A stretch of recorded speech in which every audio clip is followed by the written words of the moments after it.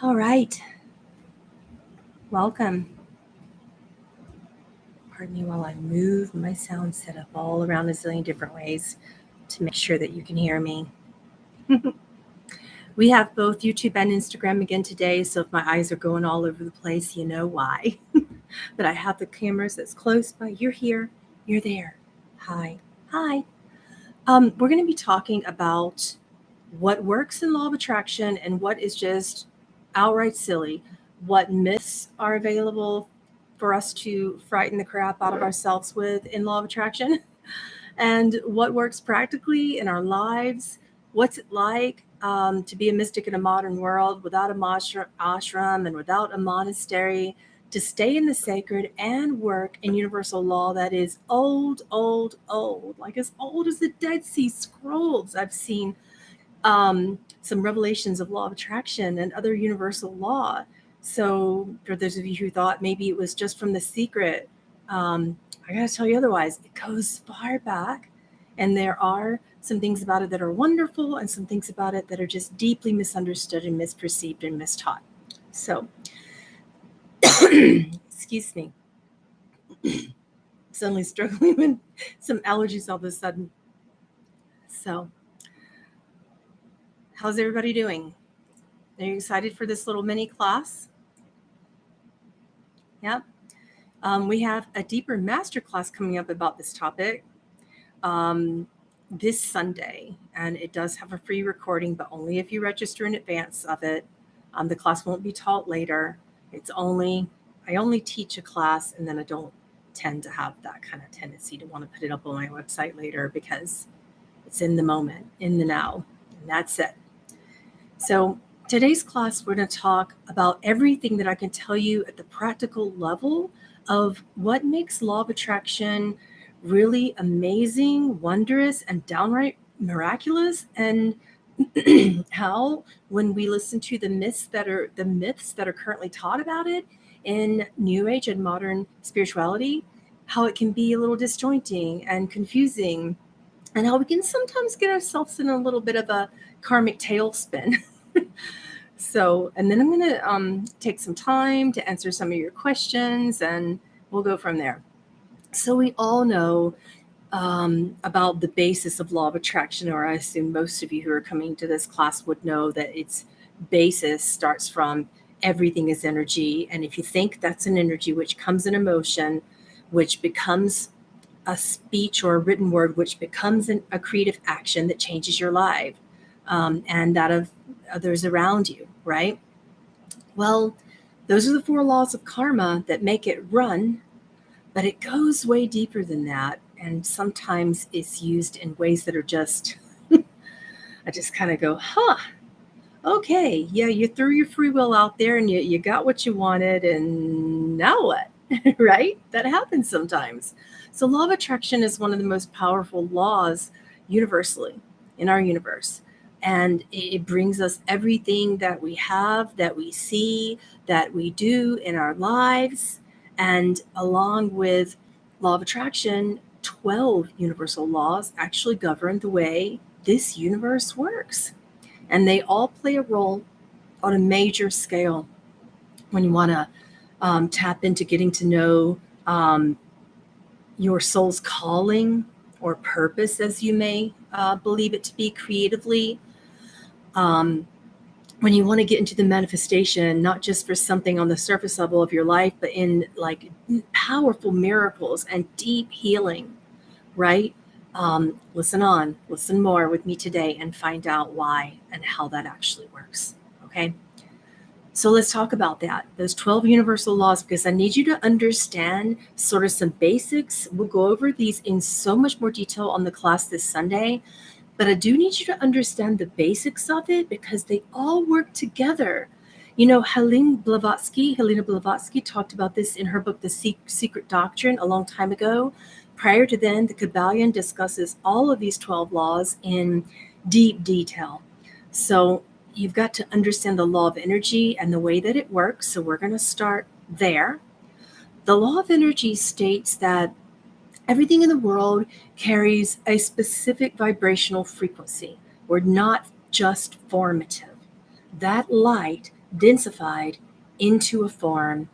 And all of that light is also constantly moving, even when it thinks that it doesn't. So we're not merely pieces of flesh and blood and bones and sinews. We are energetic beings that are continually vibrating and creating our own karma.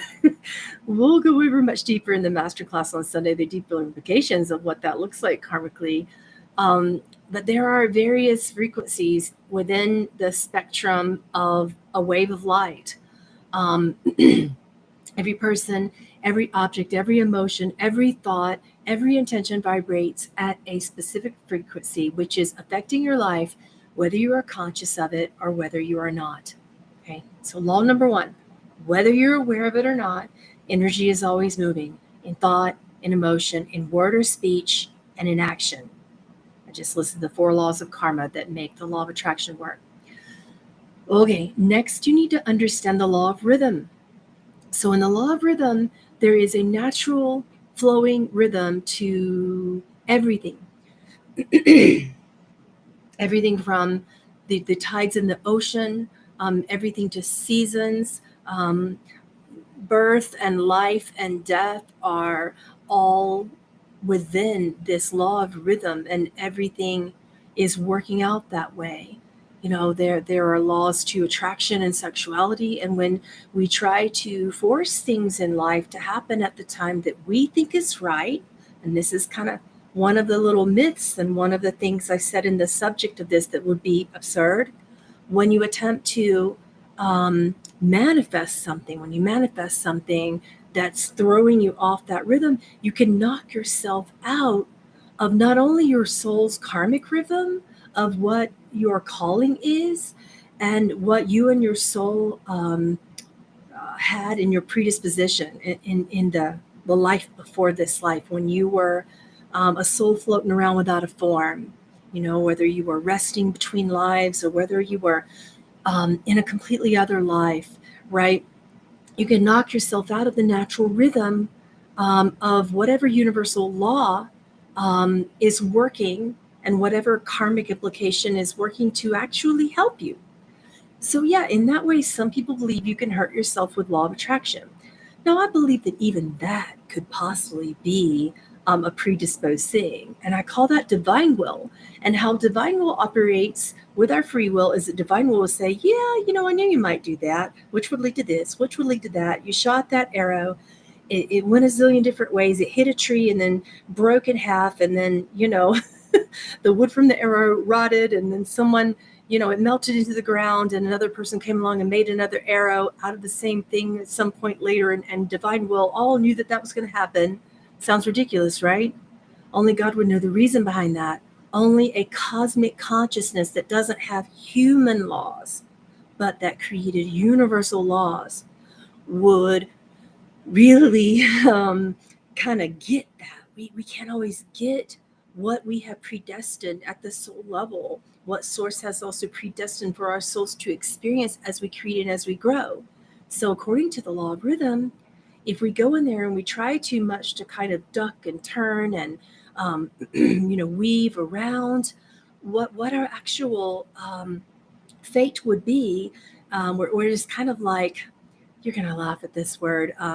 One of the beings I channel, Lilith, calls this destiny twerking. Yeah, you guys can just go ahead and quote that and laugh. Destiny twerking. And no, that's not like a rock band. but literally, I do imagine her doing that. She's like, yeah, you're just twerking around in the dance club. You're just kind of playing around with your fate. And that's what destiny is. You're playing around. You're changing things to make it more comfortable. But you're also kind of like tired of things being the way that perhaps divine will destined it for you. So that's why it's kind of, you know, one of the little funny beings I channel, Lilith, she can be powerful in that because she's like, it's a dance. You know, you're messing around with your destiny, and that's great. However, there are karmic repercussions to turning around that law of rhythm, that universal law of rhythm, to how divine will had predestined you to experience your life, right? So we can alleviate a lot of stress by practicing more patience, you know, in our manifesting, and trusting that we can go with the natural flow of our world. And when we do, we often notice things, and we see things we want to show up in our lives. We see things more in a perfect timing instead of imposing our own creative restrictions on that and then calling that manifestation. So that's kind of, in other words, God's will is bigger than what the mind can even perceive would be. True? Right? Does God make mistakes? I don't think so. Right? So let's talk about the law of action. So in this third universal law, okay, it states that action is and must be taken to create a change of a circumstance in any capacity. And you know where I'm going with this. In any capacity to change something for the better in your life, you would not only need to intend and believe for that change, have faith in it, use the mystical law of faith. And if you can't, try wonder. That is a kind of a lesser faith technology that leads you to faith later. Play around with wonder. Try to be curious a little if you don't believe it can happen. So you have to have that wonder. We'll go to faith. So don't worry about it. Just start with wonder. You have to have wonder or curiosity. You have to be at least curious that something could happen. And then you have to make steps of action along the way. Otherwise, it doesn't become formative. It doesn't become tangible. So here's me addressing one of the myths of absurdity, because that's just what we're calling them, these misperceptions. A myth tells you that you can just, and this started out with this secret, bless their hearts, we say in the South, but the secret is just like a bunch of crap. I'm so sorry for anyone watching it that has fallen in love with it. It was good for the time and it awakened a lot of people, but for modern, intelligent, mastered mystics that you all are, you're playing around with your vision boards and then just waiting on your wife to pop up out of the blue one day. We got to do a lot more. That's one of the myths of Law of Attraction. We have to make everyday changes towards trying on that visionary process creatively for size and adjusting it a little bit, tweaking it a little bit to see how we're feeling and match it to our heart and kind of go even more deeply into our God space, right? We've got to activate ourselves more deeply with actions. So that's the law of action. So together, both your positive vibration and your action towards a goal when you're shifting in this way are mighty forces in this universal law, in the law of action. So in my opinion, the universal law is so important. And in law of attraction, this is the one that you should pay the most attention to, not just playing around on the dance floor of life, actually moving beyond it and changing it. That divine dance, that Leela, has to be a beautiful, responsive interaction between the lover and the beloved. Do you know what I mean by that? Any Rumi fans out there following me today and listening along? So this is where your manifestation really happens.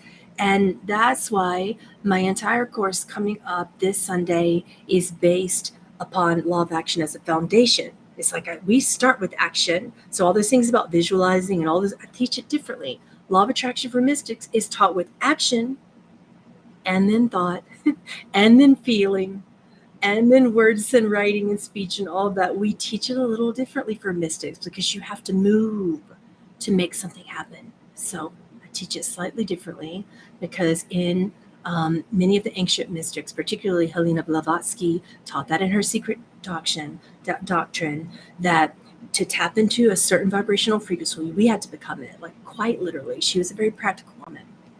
All right. So we'll be talking about certain symbols you can use to make that happen this Sunday. We'll be talking about so many things. Again, if you're just joining and you're so curious about that, look at my pinned post if you're on YouTube. If you're not, I'll put this in comments later, and it will be in my profile. You can find the link in the profile when you're ready. But you do need to understand that this is taught differently. It's taught from a deep, ancient, mystical level where actions and changes happen. And simultaneously, then you train your mind to trust and have faith and adjust to That. Oh, we just linked it up. Thanks, Anya, for linking that up there in the comments for the class this Sunday. Then you change. You make the change, and then you change your thoughts. I know it feels a little different, right? You've got to adjust to what action looks like. Try on karma for size. Don't be afraid of it. Don't be afraid of your destiny. You know, that divine dance. It's a lot of fun. So it's going to be very important. The law of oneness. Let's talk about that as we're going through universal law. It is such a magical law. I've worked with it for many, many years. It's a beautiful principle. I think I really strongly pissed you guys off when I was going through teaching mantras. There's this one mantra that says, if you can't see God in all, you won't see God at all. And oh boy, did I catalyze you in that. But in this way, you need to learn to see the beloved in all beings, all circumstances. You need to even understand what it's like to operate at that level of connection with your soul as the beloved at all times, in all moments, right? And it's okay. We're human. We're going to err along the way. We're going to fall flat on our ass. You know what I mean? We're going to do that. And then we're going to dust off and try again. There's always more ways to be more loving. All right. And we all, are operating in that. Right. So in the law of oneness, what we actually do, this isn't taught. Helena Blavatsky was the first person to teach it in the secret doctrine. Actually, excuse me, Jesus was one of the first people to teach it, as well as all the Buddhas taught it, because they knew, and Jesus actually used this technology. He used the technology of gratitude in performing hands-on miracle healings, and so can you. So gratitude is one of the deepest loves, and this frequency of love in gratitude is a feeling. It's not just a word. It's a sacred embodiment. And Jesus knew that. All the Buddhists knew that. Krishna knew that, right? And Helena Blavatsky talked about it as well in her own various alchemy way in the secret doctrine. So in the law of oneness, the foundation for that, believe it or not, is actually this powerful gratitude that we embody, no matter what. And you have to stop beating yourself up for mistakes if you want to be a grateful person, and learn to forgive and stop beating other people up for mistakes too. You have to look past human error a lot to be a grateful individual. I'm also an animal communicator, and I was recently discussing this with my cat, and we were going over it in depth, and she said, I think Anya was trying to teach her to say thank you for something. We were giving her treats, and she just kept getting them. And I learned that for cats, it was not actually something. So she didn't really manifest more treats, right? And it was that kind of entitled snotty energy that she had, and she didn't get the treats. But she embodied it later without saying thank you. And I gave her some treats just because she was I'm trying to train her into gratitude. And she acted a little more embodied in her gratitude. So she got a treat without having to verbalize thank you to you and try to talk to a human, to get that done, right? So can you embody gratitude? Can you forgive other people's mistakes? Can you get past your own unworthiness? Can you eliminate the vocabulary of the word deserving or undeserving from your entire vocabulary? If you can do that, you can master the law of oneness and thereby become a manifestation graduate. Absolutely. Absolutely, you can. So we are all a part, according to the universal law of oneness, of a singular, harmonious energy and a human conscious collective purpose. We have a soul purpose, a bunch of us together have a big purpose. People living in your country, people living in an entirely different culture, with opposite ideals and upbringings, all contribute and are affected by this grand oneness, right? So within the law of oneness, we can come to understand how our actions affect others around us, and how we have these ripples of karmic consequences and benefits, and how we need to be aware of the consequences and tap in more to the benefits. So I'm going to be giving you more sacred symbols about the law of oneness from the Kabbalion, about how it actually works in the class on Sunday, in that beautiful masterclass. So you can register for that at PamelaAaralyn.com. I just linked it up. So scroll up a couple of comments and you'll see it. Okay, let's talk about another law. We call this one the law of gender. So this one is really easy. There are both masculine and feminine energies and components within our universe. You can call it yin or yang.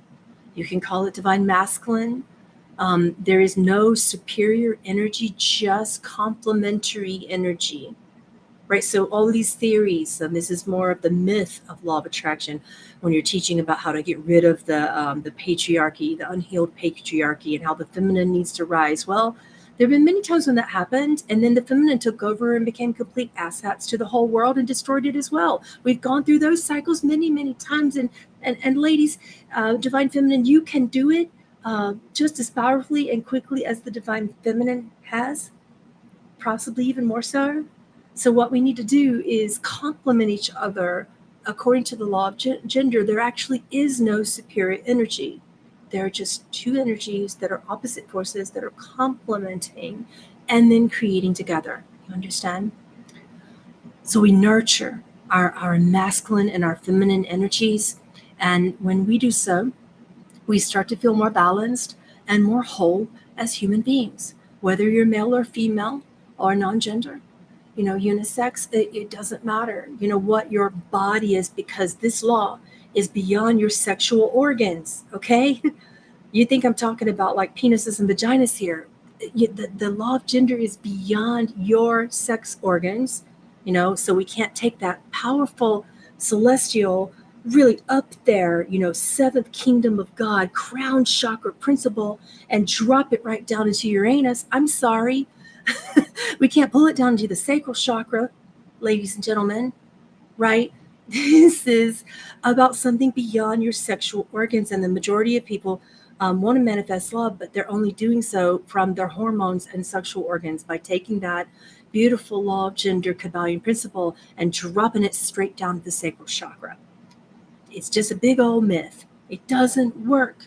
Then it just activates your hormones and causes a whole bunch of things, and great for a time. But what about when you're 85 years old and all those things don't work anymore? What are you going to do then? Right? Right? I know some of you in your ego are going, well, I'm going to have sex forever. Okay. Is that going to sustain your everything? Those of you trying to manifest sexual relationships, is that sustaining your everything? If so, you need to really reevaluate, like completely reevaluate. So it's vital to nurture the law of gender and the divine masculine and divine feminine components as what Jacob Behmen, a 15th century mystic, used to say, the outflown and inflown word. That means the sacred name of God. So that could be anything that's sacred to you, like Om, right? I manifest a lot with Om, not to be confused by the popular 1990s meditation program where you guys were just having sex with each other and calling that manifestation. It's not what I'm talking about. Right? We're going beyond the body as a manifestation point. Everybody get it? Super? Okay, cool. The law of polarity. We're going to move on to that one. It means that there are two ends to everything. All right? Two ends to everything. So, where there's a bottom, there is a top. As above, so below. Where there's anger, there is love and acceptance. Where there's fear, there's love. Where there's love, there might be fear behind it. You never know, right? Polarity is another relevant law to balance our lives when we're working through law of attraction as a whole. And when we, for example, when we experience loss in our lives, it's crucial to note that in the universe also creates gain somewhere else that we may not see yet in that loss because the human ego is so deep in that. But the dark night of the soul can be just as full of manifestation as working with light can, right? Yeah, dark night of the soul, you can manifest from it. So sometimes we experience this immediately, and sometimes it takes time for us to see this new creation, from loss and from pain, but it's there. It is already birthed. And when you're in grief, you can't see it because you've cut yourself off from love. You've separated God in that moment by the choice to grieve. But when you come out of that darkness, the light is just Oh my goodness, so juicy, so powerful. um, and we keep in mind that with an end, then comes a beginning. If something just ended, something's beginning. If you began something, it has a potential end in sight, no matter what it is. And that puts things into perspective for this law, okay? The next universal law that we're going to discuss is the law of relativity. The law of relativity states that everything around us does not need to be judged. It does not need our 2 cents. You know, what's that? I'm from the South, so what is that statement that people say about the peanut factory? No comments from the peanut factory or whatever. My parents used to say that if they're like talking, in the front seat when we're going on vacation, and my brother and I would say, "Oh yeah, that's right. There are no comments from the peanut factory." They would shout out into the back seat. For those of you who grew up in the 70s and 80s like I did, you know what I'm talking about, right? It's incredible. So we don't actually need to judge. We don't need to be so much in God's business or other people's business, because the ego will really, you'll have to hold your mouth shut. You will want to judge it, and that'll begin in the thoughts before it even comes out your mouth. So when something happens to us or another being, we don't need to see it as unfavorable or favorable. Some people say, well, just don't judge it as bad. Okay. Sometimes you can judge something unduly as good before it presents itself to you as well. So we just need to see the universal mirror that's shining in our lives, in other people's words and actions. We just need to see that as something that has happened along the way in the journey, and how we are doing that beautiful divine dance, that Leela, that divine play with each other, right? We can see everything as an opportunity to change, to grow, to grow along with the events of the universe instead of judging them for positive or negative. And when we judge something for negative, and we're reacting in a way that could disrupt the law of attraction, because then we may disrupt our alignment with what we are attempting to manifest. Even happens all the time, right? It's best to just if you can't control your thoughts and they're starting to come out of your mouth, it's best to zip your mouth and really work, with your heart, because a lot of the things that the mind is telling you matters doesn't matter in universal law. It doesn't matter in manifestation as much as you think it does. Okay. So this law actually should feel good to you. This law of relativity, the law of relativity should take the pressure that we sometimes put upon ourselves and others off. It should. What do you think about that? Would it for you? Let's look at questions. I'm going to be looking at the comments of both Instagram and YouTube. I've got both of them up, and we're going to be looking more deeply at your questions. Let's see. Do you have questions so far about how universal law works in law of attraction?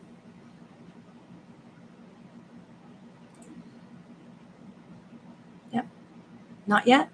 Okay, because I can go on and give you another law, or I can stop and get questions. If you don't have any, we can just keep teaching. So I don't see any yet. So we're going to move on. The law of transmutation. So what do you think that is when you transmute something, alchemist? Anybody? No? You guys are quiet. How's this class different is the first question. How's it different from what? From what? The rest of the world's classes?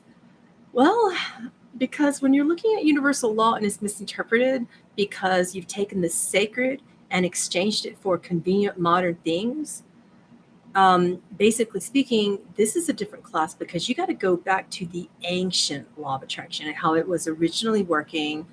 And that's one way. The second way is that we start with law of action, and then we go through all the other laws before we actually get to the law of attraction. And that's for a unique reason, so that we're not manifesting from our ego, but actually from two different components: the divine mind and the divine heart. The God mind, right? And the heart. How does it work when you have thoughts that you mull over, yet it doesn't manifest physically? That's just it, though.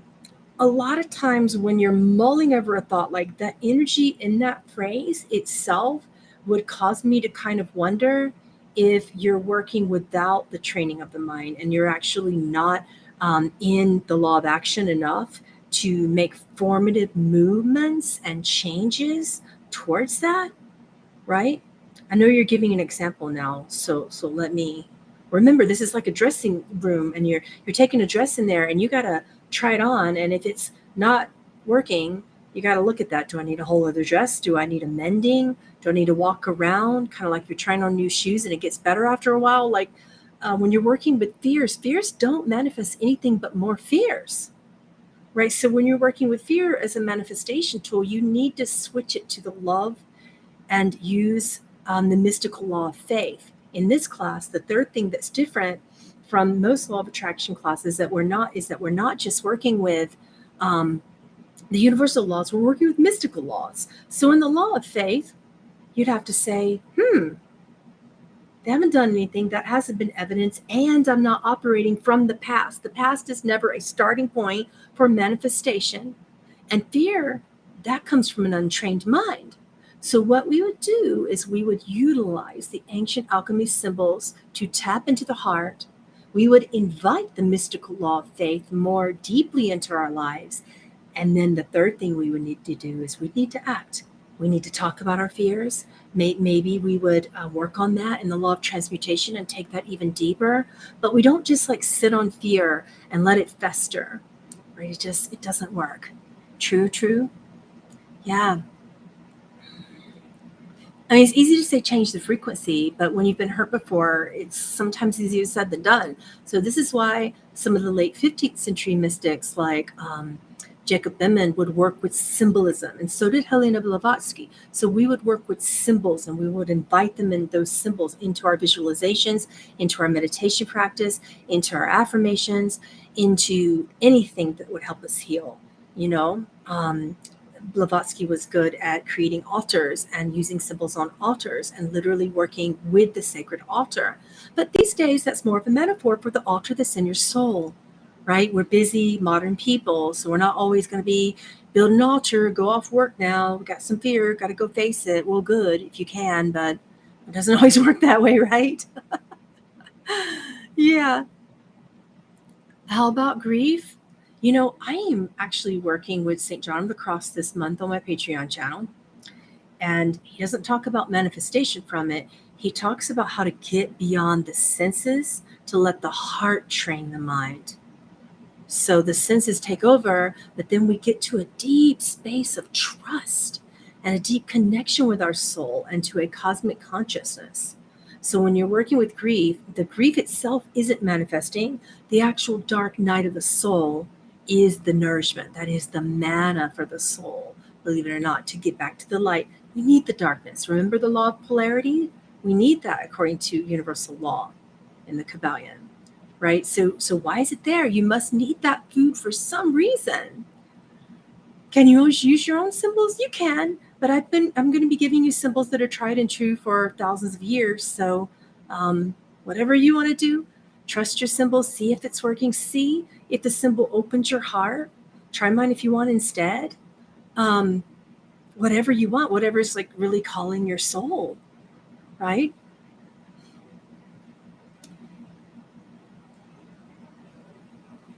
Sigils, some of them are like sigils, but some of them are way different than that. Symbols for transportation, we're going to talk about it in the class. Yeah, on Sunday. I can't wait to sit with you guys on that. So we were on the law of transmutation of energy. Do you guys want to know about that and what that is? Or do you want more questions? Interact with me. Say yes or no. Or I don't like you, I'm going to go. And I will say, well, bless your sweetheart. I send you off with love. Yes? Okay. So the law of transmutation of energy is something we can feel within our physical body. So then, oh my goodness, things get really creative when using this. So I don't start here, right? I start with kind of like moving my life first, and then I let the body adjust somewhere along the way. But the law of transmutation is something that we feel. It means energy is always in motion, and it's up to us to take the energy in us and around us and to use it to our advantage. So, you guys are masters. How do you think I'm going to do that? If I'm in a bad situation with someone, I'm going to take that energy and try to amp up my own energy field somehow, right? I'm going to transmute the energy. So if someone's angry at you, you can turn that into personal empowerment for both you and them. If someone is disappointing in you, that can be turned into forgiveness between you and them. Do you see where this is going? If you're afraid, what do you think you're going to do? Now, I know that you're going to probably go into, let's see what you say. If you have fear, what do you think you're going to transmute it to? It's not what you think. I'm not going to say what you're going to think. I'm not going to say love. We're not going to transmute fear to love. Why? Because fear's down here on the frequency scale, right? And love is way up here. So what we're going to do, we're going to start wherever we need to be. What is the next most believable step? That is called the law of specificity. Be specific, but do what you can. So if your fear can only go to anger, then so be it. And then your anger is going to go to empowerment, then so be it. No, grace is like seventh kingdom stuff. We definitely can't go right up to grace because the body will not let you. It'll say, I don't align. I don't resonate. No. Right? Neutrality, not powerful enough. How are we going to manifest with neutrality? It may calm you down. You can use it to train your mind. But you may need to go kind of up the scale a little bit. Like I'm talking baby steps at a time, right? Yeah. All right. So, for instance, if you have anxiety, that can be transmuted into excitement, right? For people who have these anchors, and we're going to be talking a lot about the 12 most common anchors, that cause us to not manifest. If you have an anchor of strong anxiety, you can switch it to excitement. You can transmute it to excitement, which can you can use that to infuse enthusiasm into your work and into your relationships and into your circumstances in your daily life. So anger can be transmuted into passion or empowerment. Sexual energy can be converted into creativity, even if you think it's a gross sexual energy that you don't want to have. Make that holy. If you're addicted to porn, you got to make that holy somehow. We got to bring that out of the second chakra. All right? We got to get creative with it a little bit. Maybe go and do some tantra, whatever you need to do. So learning to manipulate the energy in our world is incredibly powerful. Mystics, it's so wonderful and it's fun as you learn to work with it. All right. Do we have any questions, or do you want to go on to the next universal law? Don't worry, I'm going to be covering these in so much more depth in the class and all the little snags along the way. What about depression? Depression isn't actually an emotion. It is a state of mind. So there are various types of depression. It depends upon what your flavor is. What is your unique frequency or emotion in there? I kind of get into a neutral blah during depression. It's kind of the emotion of it. The flavor of it is either pissed off or just I don't care. Like almost like a resentment. Like I'm just going to sit my butt on the bed and do nothing because everything I do isn't working in my life. So blah. And then some people have the crying and the weeping and the grief. And, I've had that flavor too, right? But what's a little bit above that is kind of the pissed off depression or the anxious depression. You can transmute that into excitement. There are many different ways that we can learn to transmute. True. Clarify mystic. What do you think it means? A mystic is someone who seeks to unite with God and their own soul. That's it. It's really that simple. How do you transmute addiction to porn? To what? I don't even follow you. Okay, addiction to porn to Holly. What is Holly? What is that? Like I'm an old school girl. You gotta give me that. What is that, like an acronym for something? Right? Addiction is addiction is addiction. Whether it's alcohol or coffee or scrolling through your smartphone or sex or porn. Um, Addiction basically means that you are filling up an empty hole with something that's also empty, and you only feel full for a little while. It's just kind of like toddlers who become addicted to sugar. We don't have to make it bad. It's just you're empty somewhere. So when you go into your own soul and you commune with your soul, whether that be meditation or music or mantra or prayer or writing, whatever it is for you, alchemist, it's so important for you to commune with your own soul and connect with a cosmic consciousness. We're talking galactic, nothing man-made, not an old man with a beard in the sky telling you what to do and telling you how come you backslid or whatever you're believing in. You've lost faith to a cosmic consciousness to connect you to your own soul. That's why addiction starts, and that is how addiction can end. Oh, she meant holy. Addiction to porn to something holy, just like that, just like what I just said. Commune with the holy if you want to transmute it. Jealousy. Such a good question. Envy is basically an emptiness or lack in your life. So you can look at that and say, wow, how can I actually use another? Let's get out of transmuting that. Let's sit with it for a bit. According to the law of action, if we want something, do we want to manifest it or be jealous? Really, every time I'm jealous of someone, it's rare, but it happens. When I'm jealous of someone, I go, what space is lacking in my life and in my body and in my heart and in my whole temple, right? And what am I really lacking? It's not about me becoming like the other person or invigorating and pulling in that circumstance to manifest that into my life. It's about where I'm lacking to even make me want something that I don't have, right? So envy is more about resentment. That's a different energy. Jealousy, we just talked about. Envy, it's deeper. Envy comes from laziness. It comes from sloth. Don't be afraid of that word. Don't be afraid to know that you've become stagnant, you know? And the virtues and vices within the tree of life in mystical Kabbalah, we talk about virtues and vices a lot there. And you see things like that. You see the vice that we have, those opportunities for healing lie in the vice.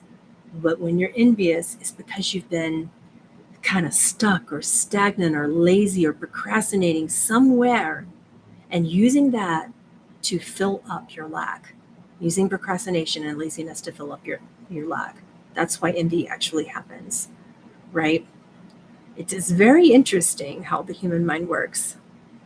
Can envy come from powerlessness? No, because powerlessness isn't real. It isn't a real thing in the soul. But we begin to create situations that the ego says, oh yes, feel powerless. Oh yes, feel this, feel that. As a way to distract us from facing the fact that we've been kind of lazy. We've been very stuck. We've been kind of neutral and not working with the universal law of action to manifest a quick change. When you need, much like jealousy, envy is deep, it's deeper. And when you have that much resentment, that means that you need to feed your soul. You need to feed the temple. You need to give it what it needs and go out there and take some action in your life. Even a little baby step, because if you take a baby step one day, the next day might be 2 baby steps. And the next day, it might be 3, right? I'm not a marathon runner unless you put a bear behind me. I just don't have my body like sloth. It really does. So I really have to work to not attract envy into my life from being a slothful procrastinator. That is just the truth of it, guys. So many people in modern New Age communities are like, oh, no, don't shame me. Don't make me feel bad. No, it's not what it's about. I'm trying to love you into a truth because your life stayed the same for the past 10 years. And you've completely misinterpreted law of attraction. You don't really know how to work with it. So you're still stuck, right? Sunday's class has a lot of tips on these unique frequencies that cause us to be stuck. Believe me, I've been there. I've done it. I bought a zillion t-shirts. And those of you who know me personally have known that and have watched me grow through it, right? So envy's not the easiest one. Next question, is taking ayahuasca good for people? I don't really like those broad, sweeping generalizations. And I can tell you that if you have a calling and you're sitting with the beautiful medicine of a plant on this earth, and you feel that calling in your soul, it could very well be good for you. I can also tell you that a lot of people make the mistake of just being very desperate and broken and destitute and going to ayahuasca, assuming that that could be a last chance resort. And that's not the time to go. Is you really got to honor the timing where your soul says that, and your soul says, okay, now I'm giving you that calling to Mother Ayahuasca, because she is a goddess and she will put your deepest fear in front of you. And if you don't have a trained mind, if you're not ready for that, you will lose your shit. And I mean that physically too. All sorts of things happen, puking, diarrhea, everything. But you'll lose it deeper than that at the mind level. Right? So I can't be an advocate, nor am I against ayahuasca. It is a personal choice and a deep journey. And you need to be aware that, like, when I know someone who worked with me for a while did ayahuasca and he felt that call and I didn't, and we were going to go together and I backed out because I'm like, I just don't feel that call. And he came back and it changed his life forever and ever. But from that point on, I started to notice in the world, just kind of looking at people who come back to me, something occurred in Peru, just so that you know. And in the Amazon, it was like all these false shamans and people creating ayahuasca basically in their garage, and they don't know anything to respect the actual medicine. Um, you know, ask someone that knows if you want a good shaman. Don't just trust everyone. Like, if you get a calling, it's a great start, but don't just go like do it with someone that you don't know. Like, do your research, get a good references, right? And let God be your reference, not your mind, not your fear, not your ego, right? But get some good human references too, please.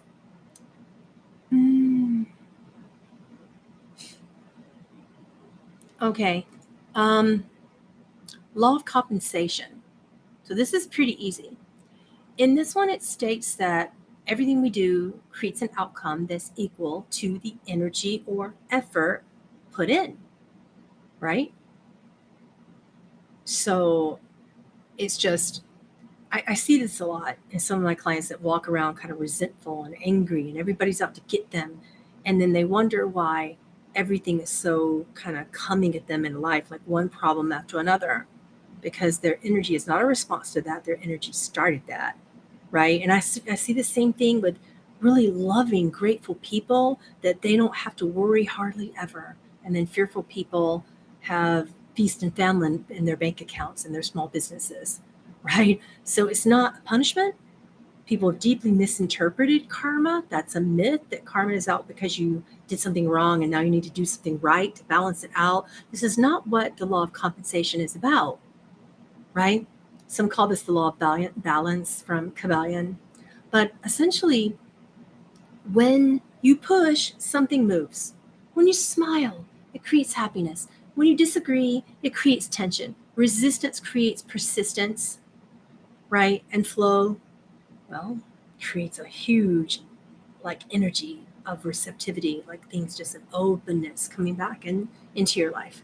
So conversely, when you work every day to better yourself, you start to see positive changes coming back to you in new ways. And in short, what you give is what you get. Does everybody understand the law of compensation? Okay. It's not something's punishing you and you did this so you get that, or you did something great so now you're rewarded. And that's not actually the way that this law works in Kabbalion. Law of cause and effect. Super simple. Everything in life happens for a reason. Is this one? Where did the universal laws originate from? They were not created they were realized. So in a lot of Buddhist texts, as well as in the Bible, I've seen it in the Vedas, in Hinduism. I've saw it then in Kabbalion, and then in a lot of the Hermetic texts, especially Helena Blavatsky. And then we went on to some 15th century mystics, and it went from there. But in terms of when it was first written, it's hard to say because it's more of a discovery of something that's always been there. But I'd say that in the Dead Sea Scrolls, we'll go over this in class on Sunday, there are not just brief references, there are long passages. You'd be surprised. And then, the Dead Sea Scrolls is also one of the truest historic contexts to actually evidence that Jesus exists, and Jesus was a manifesting freak. He was like an expert at it.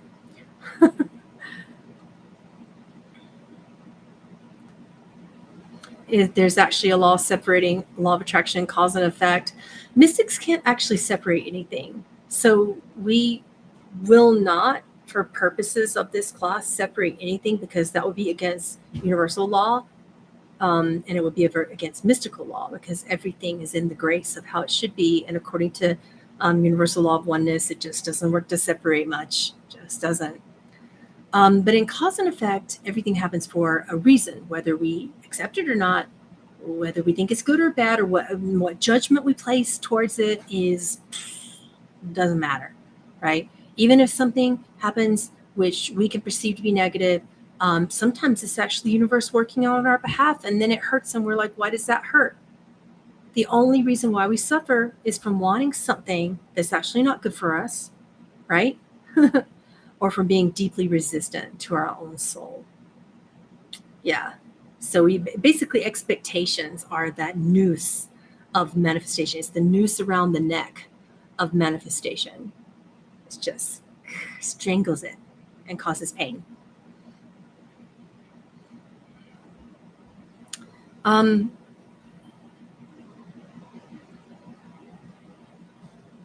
That's so funny, because as I was talking about that just now, I got a little notification from TikTok that said airport closed because runway melted. Tell me that's not a synchronicity. We melted our own runway. Right? Incredible. Incredible. Thanks, TikTok. Leave it up to TikTok every time. So it's important to remember that sometimes there are things that'll happen that we just don't understand, that we don't agree with, that we are, resistant to, that we don't align with, that's kind of, those things are also pushing us towards what we have been asking for and the universe for, and what we've been trying to manifest, right? So the art of manifesting means that you understand those signs and you act upon them. And you kind of, even if you don't understand it, you can stop and wonder, wow, could this be happening for a reason that is better than I could possibly contrive in my own ego's plan? Maybe. So, and then finally, law of attraction. This is the one that we use last as mystics. Last, not first.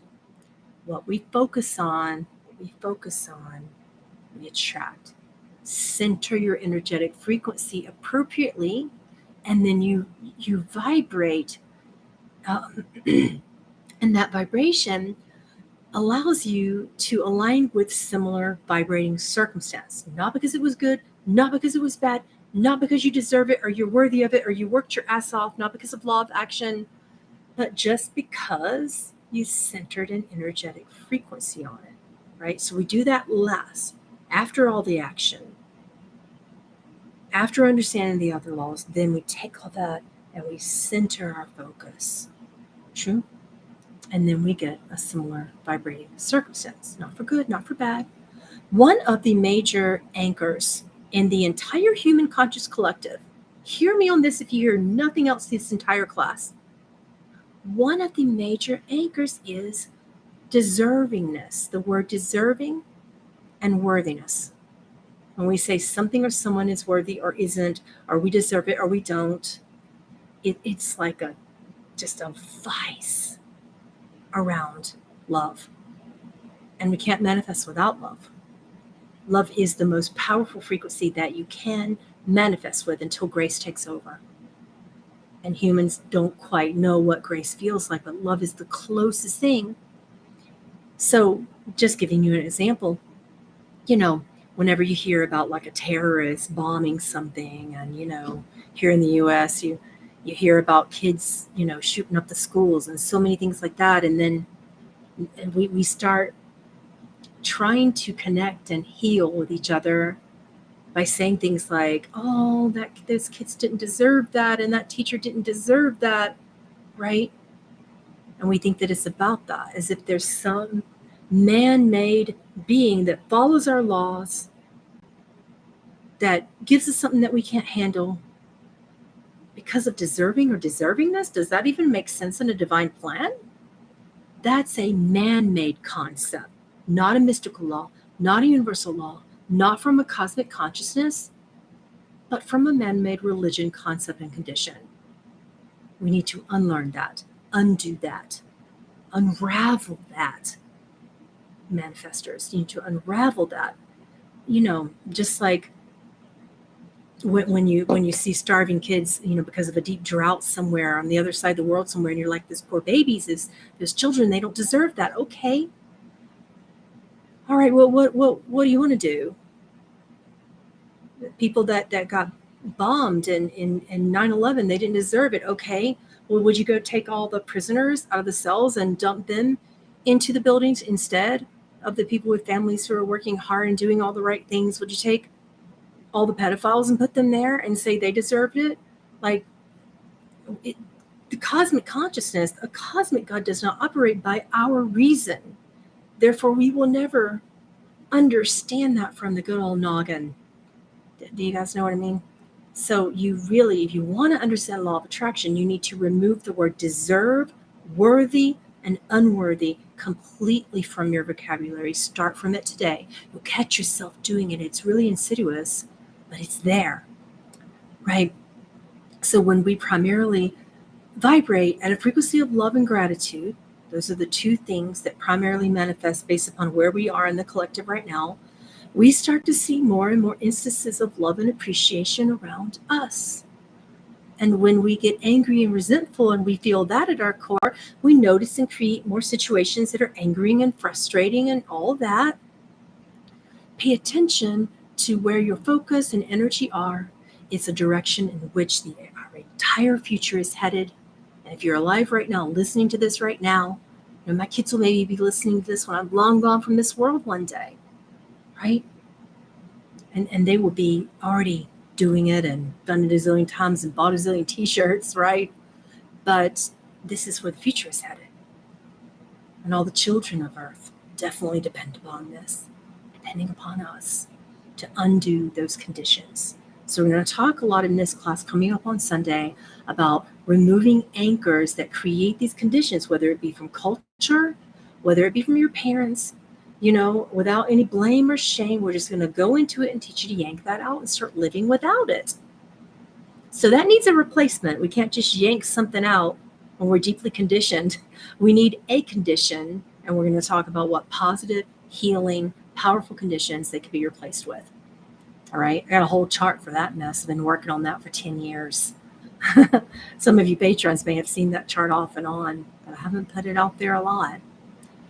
Okay, so then we go into the law of attraction as sort of like a second to last law that we work with. Not a first law in mysticism, a second to last law for a reason.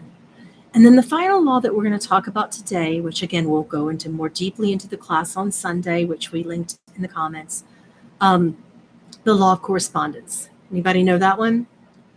In the law of correspondence, what we feel we believe in our conscious and subconscious minds, we will see on the outside.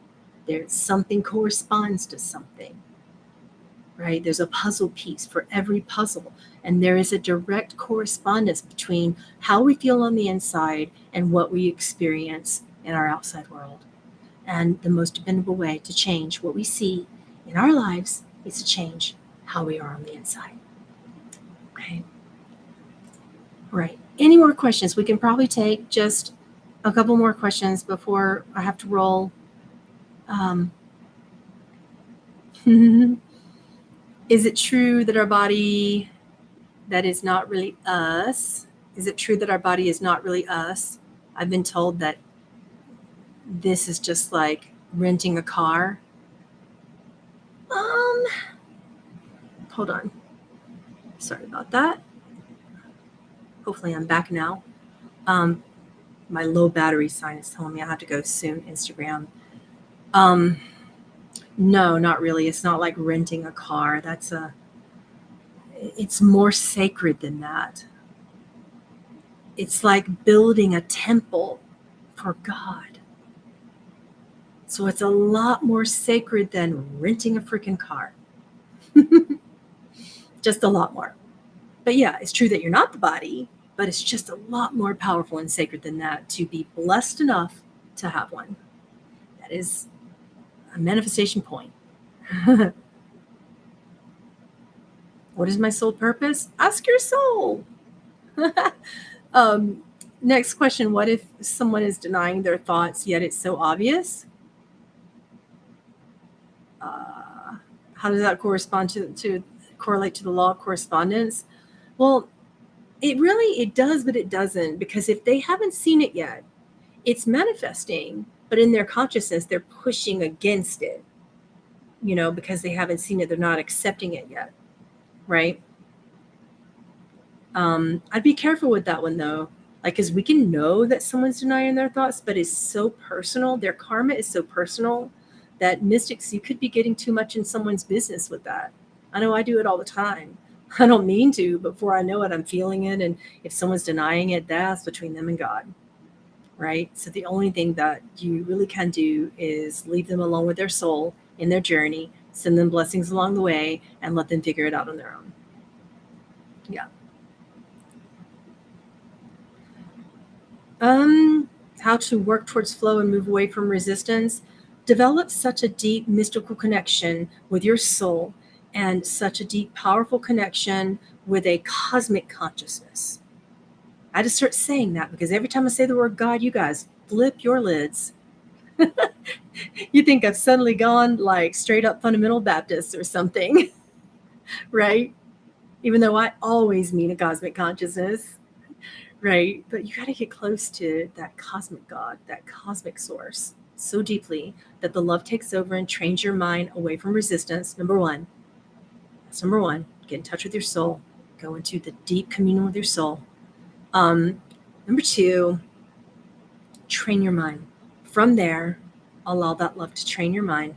Number three, do so by removing anchors, anchor words, anchor thoughts, transmuting emotions.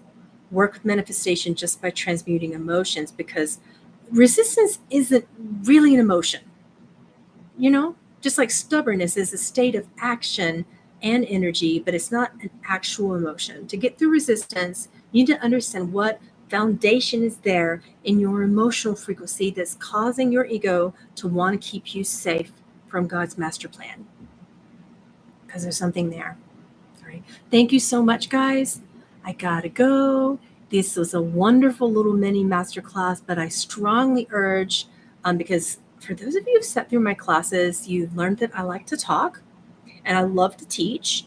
And I've been studying these things for multiple years, and I like to study ancient mysticism and attempt to make it practical for you in a modern world. So I do like to go on and on and on. The class might be longer than what you want. So if you have to go, because it's Sunday, do dishes, take care of your kids, come back to your recording and just review it when you can. And again, we've linked this in the comments. I am going to put it in my profile here in a few minutes. I want to get my battery charged back. And you can find this class that's coming up on Sunday at 1 p.m. Mountain Time on my website, which is PamelaAaralyn.com. All right. I love you so much. Happy manifesting. Bye.